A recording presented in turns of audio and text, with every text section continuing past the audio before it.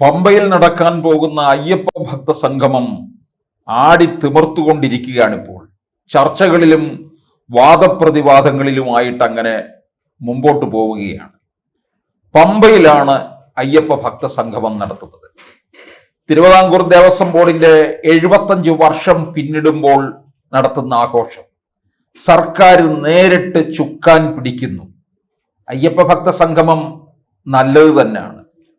അത് പമ്പയിൽ വെച്ചാണ്. പമ്പാതീരം, പമ്പ എന്നുള്ളത് വളരെ പവിത്രമായിട്ടുള്ള ഇടമാണ്. അയ്യപ്പന്റെ പൂങ്കാവനത്തിൽ വരുന്നതാണ് പമ്പ. പമ്പാതീരത്ത് നിന്നാണ് പന്തളം രാജാവിന് അയ്യപ്പനെ കിട്ടുന്നത്, മണികണ്ഠനെ കിട്ടുന്നത്. പമ്പാ സരസ്ഥടം എത്ര മനോഹരം എന്നാണ് കവികൾ പോലും പാടിയിട്ടുള്ളത്.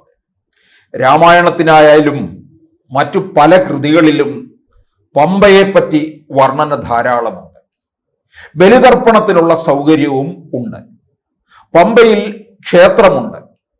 ഗണപതി ക്ഷേത്രം, ഹനുമാൻ ക്ഷേത്രം, ശ്രീരാമക്ഷേത്രം, ഇവിടങ്ങളിൽ നിത്യപൂജയുണ്ട് താനും. പമ്പ വരെ യുവതികൾക്കും പ്രവേശനം അനുവദിക്കും. എല്ലാ ദിവസവും പ്രധാനപ്പെട്ട KSRTC ഡിപ്പോകളിൽ നിന്ന് പമ്പയ്ക്ക് ബസ് സർവീസുമുണ്ട്. പമ്പയിലെ പോസ്റ്റ് ഓഫീസുണ്ട്, പോലീസ് സ്റ്റേഷനുണ്ട്, എല്ലാ വകുപ്പുകളും പ്രവർത്തിക്കുന്നു. ശബരിമലയിൽ 18-ാം പടിക്കും ശ്രീകോവിലിനും എത്രത്തോളം പ്രാധാന്യമുണ്ടോ അത്രയും പ്രാധാന്യമാണ് പമ്പയ്ക്കുമുള്ളത്. ശബരിമല യാത്രയിൽ പമ്പയിലെത്തി കുളി കഴിഞ്ഞ് ബലിതർപ്പണം നടത്തേണ്ടവർ അതും കഴിഞ്ഞാണ് പിന്നീട് ഗണപതിക്ക് നാളികേരമുടച്ച് മല ചവിട്ടാൻ തുടങ്ങുന്നത്. പരമ്പരാഗത വഴിയായ നീലിമല, അപ്പാച്ചിമേട്, ശബരിപ്പീഠം, ശരംകുത്തി വഴി സന്നിധാനത്ത് എത്തും. പമ്പയുടെ പ്രാധാന്യം നമ്മൾ മനസ്സിലാക്കണമെങ്കിൽ തീർത്ഥാടകർ അവിടെ എത്തി അവിടെ ഇരുന്നു കൊണ്ടാണ് ഭക്ഷണം പാകം ചെയ്യുകയൊക്കെ ചെയ്യുന്നത്. മകരവിളക്കിന് തലേ ദിവസം നടക്കുന്ന പമ്പ സദ്യ ഉച്ചയ്ക്കത്തെ അയ്യപ്പനും തങ്ങളോടൊപ്പം വന്നിരുന്ന് ഭക്ഷണം കഴിക്കുന്നു എന്നാണ് ഭക്തർ കരുതുന്നത്. വൈകുന്നേരം പമ്പ വിളക്ക്, പമ്പയിലൂടെ പലതരത്തിലുള്ള ഈ വാഴപ്പോളകളിലൊക്കെ ദീപം കത്തിച്ച് നിറച്ച് വിടുകയാണ്. ഒരു ആഘോഷ തിമിർപ്പ് തന്നെയാണ്. എരുമേലിപ്പേട്ടയും എല്ലാം കഴിഞ്ഞു വന്ന് പമ്പ സദ്യയും നടത്തി പമ്പ വിളക്കും കഴിഞ്ഞാണ് പിന്നീട് ഭക്തർ മല കയറുക. പ്രത്യേകിച്ച് അമ്പലപ്പുഴ സംഘവും ആലങ്ങാട്ട് സംഘക്കാരും. ആ പമ്പാതീരത്താണ് ഈ അയ്യപ്പ സംഗമം നടത്തുന്നത്. അത് നല്ലത് തന്നെയാണ്.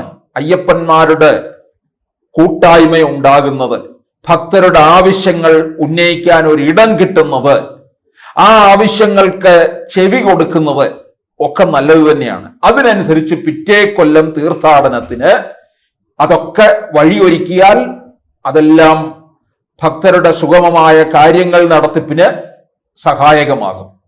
പക്ഷെ ആ പമ്പാതീരത്ത് നടത്തുന്ന അയ്യപ്പ സംഗമത്തിൽ സർക്കാർ ചുക്കാൻ പിടിക്കുന്നുണ്ട്. വെള്ളാപ്പള്ളി നടേശനൊക്കെ പറയുന്നുണ്ട്, അയ്യപ്പ ഭക്ത സംഗമം ലോക പ്രശസ്തിയുടെ നെറുകയിലെത്തും ആകണം. നെറുകയിലെത്തിക്കഴിഞ്ഞാൽ ഏത് മലയാളിക്കും അഭിമാനിക്കാം. അങ്ങനെയുള്ള ആ ഭക്ത സംഗമത്തെ കുറിച്ച് ജന്മഭൂമി ദിനപത്രത്തിനകത്ത് വന്നിരിക്കുന്ന വാർത്ത ഏത് ഭക്തന്റെയും മനസ്സിനെ വേദനിപ്പിക്കുന്ന തരത്തിലുള്ളതാണ്.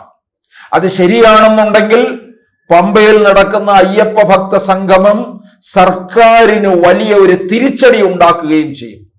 തെരഞ്ഞെടുപ്പ് കാലത്തിന് മുന്നോടിയായിട്ട് തന്നെയാണ് ഇത് നടക്കുന്നതെന്ന് കേരള രാഷ്ട്രീയം ചർച്ച ചെയ്യുന്നുണ്ട്.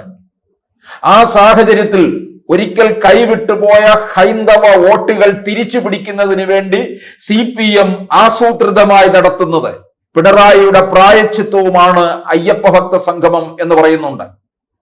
അത് ജന്മഭൂമി ദിനപത്രത്തിൽ പറയുന്ന രീതിയിലാണെന്നുണ്ടെങ്കിൽ വൻ തിരിച്ചടിയായിരിക്കും. ഭക്തലക്ഷങ്ങൾ പ്രതികരിച്ചും പോകും. കാരണം ശബരിമല എന്ന് പറയുന്നത് ഹിന്ദുക്കളുടെ, വിശ്വാസികളുടെ ഏറ്റവും വലിയ ആത്മീയമായിട്ടുള്ള ഒരിടം തന്നെയാണ്. ജന്മഭൂമി ദിനപത്രത്തിൽ പറയുന്ന കാര്യങ്ങൾ ഇതാണ്. ശബരിമലയിലേക്ക് വരുന്ന ഭക്തർ സാധാരണ പമ്പയിലും സന്നിധാനത്തുമുള്ള വിരിയിലാണ് രാത്രികാലങ്ങളിൽ വിശ്രമിക്കാറ്. എന്നാൽ സർക്കാരിന്റെ ഭക്തർ വിരിവെക്കുന്നത് പഞ്ചനക്ഷത്ര ഹോട്ടലിലും വിമാനത്താവളങ്ങളിൽ നിന്നും ഇവരെ റിസോർട്ടുകളിലും ഹോട്ടലുകളിലും എത്തിക്കുന്നതിന് KSRTCയുടെ AC ബസ്സുകൾക്ക് പുറമെ നഗരത്തില് 1-2 ട്രാവൽസിന്റെ വാഹനങ്ങളും ബുക്ക് ചെയ്ത് കഴിഞ്ഞിരിക്കുകയാണ്.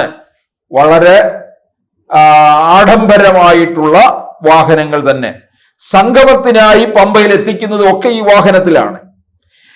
താമസിക്കാനായി കുമരകത്ത് റിസോർട്ടുകൾ, എരുമേലി, മുണ്ടക്കയം, ആങ്ങമ്മൊഴി എന്നിവിടങ്ങളിൽ ഹോം സ്റ്റേകൾ.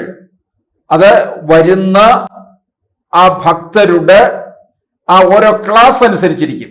ചിലർക്ക് റിസോർട്ടായിരിക്കും, ചിലർക്ക് ഹോം സ്റ്റേ, ഇങ്ങനെ പോകുന്നു. സാധാരണ ഓർക്കണം, ഭക്തജനങ്ങൾ ശബരിമലയിലേക്ക് വരുമ്പോൾ അവര് ഈ ദൂരെയുള്ളവർ ബസ്സിലൊക്കെയാണ് വരുന്നതെങ്കിലും അവർ പല വഴികളിലൊക്കെ തന്നെ ഇടത്താവളങ്ങളുണ്ട്. ആ ഇടത്താവളങ്ങളൊക്കെ ഏതെങ്കിലും ക്ഷേത്രങ്ങളോട് ചേർന്നായിരിക്കും. അവിടെ തറയിൽ ഷീറ്റ് വിരിച്ചാണ് കിടക്കുക. കാരണം ഭക്തൻ 41 ദിവസത്തെ കഠിന വ്രതമാണ്. ശരീരവും മനസ്സും എല്ലാം തന്നെ എല്ലാ ദുശ്ചിന്തകളും വെടിഞ്ഞ് മാംസാഹാരവും വെടിഞ്ഞ് വരികയാണ്. മാലയിട്ട് കഴിഞ്ഞാൽ അയ്യപ്പനും ഞാനും ഒന്നാകുന്നു എന്നാണ്. അങ്ങനെയുള്ള അയ്യപ്പ ഭക്തർ വന്ന് പമ്പാതീരത്തും മറ്റും വിരിവെച്ച് സന്നിധാനത്ത് ശബരിമലയിൽ വിരിവെക്കാനുള്ള ഇടമെങ്കിലും തറയിൽ കിട്ടണേ എന്ന് പ്രാർത്ഥിച്ചുകൊണ്ടാണ് വരുന്നത്. അവിടെ നിന്ന് കിടന്നാൽ മതി. അവിടുത്തെ ആ കാറ്റ് അതൊന്ന് ഏൽക്കുക. ആ ഊർജം കിട്ടിക്കഴിഞ്ഞാൽ അത് മതി. ആ കാറ്റിലുമുണ്ട് ഊർജം. നീ എന്താണോ തേടി വരുന്നത് അത് നീയാകുന്നു എന്നുള്ള അവിടെ ആലേഖനം ചെയ്തിരിക്കുന്ന ബോർഡല്ലേ ഏത് ഭക്തനും ആദ്യം കാണുക? തത്വമസി, അത് നീയാകുന്നു എന്നാണ്. അങ്ങനെയുള്ള പമ്പാ നദിയുടെ തീരത്താണ് ഭക്തലക്ഷങ്ങൾ ശരണം വിളിക്കുമ്പോൾ പോലും പമ്പാവാസ എന്നാണ് വിളിക്കാറുള്ളത്. പമ്പയ്ക്ക് അത്രയും പ്രാധാന്യമുണ്ട്. പമ്പ, 18-ാം പടി, ശ്രീകോവിൽ, ഇത്തരത്തിലാണ് പോകുന്നത്. ഒരേപോലെ 18 മലകളുടെ അധിപനായിട്ടാണ് അയ്യപ്പൻ അവിടെ ഇരിക്കുന്നത്. 18 മലകളാണ് ശബരിമലയിൽ ഉള്ളത്. അതിലൊരു മലയാണ് ശബരിമല. അതിലൊരു മലയ്ക്കകത്താണ് ഈ പമ്പാ നദിയും വരുന്നത്. ആ പമ്പാ നദിയുടെ തീരത്താണ് അയ്യപ്പ സംഗമം നടത്തുന്നത്. അപ്പൊ ഇങ്ങനെ വരുന്ന പഞ്ചനക്ഷത്ര ഹോട്ടലുകളും ഒക്കെ ഏർപ്പാടാക്കി സർക്കാരിന്റെ തന്നെ ബന്ധമുള്ള CPM-ന്റെ ബന്ധമുള്ള ഊരാളുകളാണ് ഈ VIP-കളെ ഒക്കെ തന്നെ അവിടെ ഇരുത്തുന്ന ആ പന്തൽ നിർമ്മിക്കുന്നത്.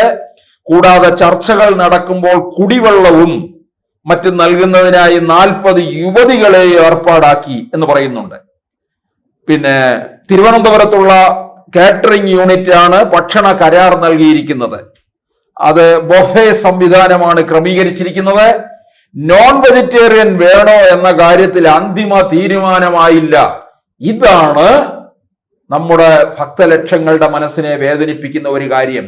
അങ്ങനെ ഒന്ന് അവിടെ ഉണ്ടായിക്കഴിഞ്ഞാൽ ശബരിമല യുവതീ പ്രവേശ വിഷയത്തിൽ സർക്കാരിന് ഏത് തിരിച്ചടിയാണോ കിട്ടിയത്, പത്തനംതിട്ട ജില്ലയെ മുഴുവൻ കലാപകലുഷിതമാക്കിയ സർക്കാർ വീണ്ടും ഒരിക്കൽ കൂടി ഇത്തരത്തിലുള്ള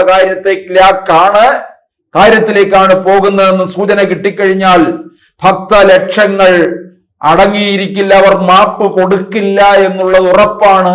കാരണം അത്രയും പവിത്രമാണ് പമ്പ എന്നുള്ളത് ഇവർ ഇനിയെങ്കിലും ഓർത്തിരുന്നാൽ നന്നായിരിക്കും. ലോകത്തിന്റെ ആ ഒരു നെറുകയിലേക്ക് കൊണ്ടുപോകാൻ ഭക്തസംഗമം നടത്തുന്നത് നല്ലതാണ്. പക്ഷേ അതിൻ്റെതായ ആചാരം അനുസരിച്ചുകൊണ്ടായിരിക്കണം മുമ്പോട്ട് പോകേണ്ടത്.